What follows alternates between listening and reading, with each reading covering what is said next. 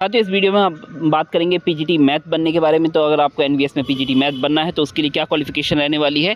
तो ये पे लेवल 8 की जॉब होती है। एज लिमिट आपकी 40 ईयर्स है और इसके साथ साथ आपका मास्टर डिग्री होनी चाहिए 50% मार्क्स के साथ। बीएड होना चाहिए आपके पास 50% मार्क्स के साथ। और इसके साथ साथ यहाँ पे देखिए कंडीशन क्या लिखी गई है पीजीटी मैथ्स के लिए।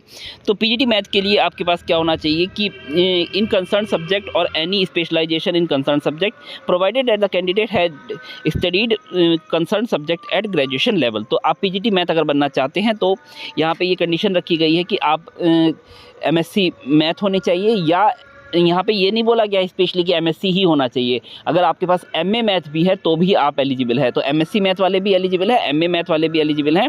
और एक कंडीशन और रखी गई है कि आपने ग्रेजुएशन में मैथ पढ़ा हो। ऐसा नहीं है कि कोई दूसरी डिग्री करके आप एमएससी करने चले गए। जैसे हमारे यहाँ पे चौधरी चरण सिंह यूनिवर्सिटी में है कि अगर किसी ने बीसीए किया है तो वो एमएससी मैथ कर सकता है। तो ऐसे कैंडिडेट अब इसमें एलिजिबल नहीं होंगे। तो आपके पास ग्रेजुएशन में मैथ रहा हो तभी आप एलिजिबल हैं। तो ग्रेजुएशन में मैथ होना चाहिए प्लस एमएससी या एमए मैथ आपके पास होना चाहिए। इसके साथ साथ एक कंडीशन और है कि अगर आपने किसी स्पेशलाइज्ड सब्जेक्ट में ग्रेजुएशन किया है स्पेशलाइजेशन में, तो उसमें आपका अप्लाइड मैथमेटिक्स जिस प्रकार से एक सब्जेक्ट होता है, तो अगर सपोज़ आपने एमएससी अप्लाइड मैथमेटिक्स किया है तो भी आप इसके लिए एलिजिबल हैं, आपको घबराने की कोई ज़रूरत नहीं है। तो इसकी एलिजिबिलिटी के रिगार्डिंग अगर आपकी कोई भी क्वेरी है तो आप कमेंट कीजिए, आपके सवालों के जवाब दिए जाएंगे। धन्यवाद।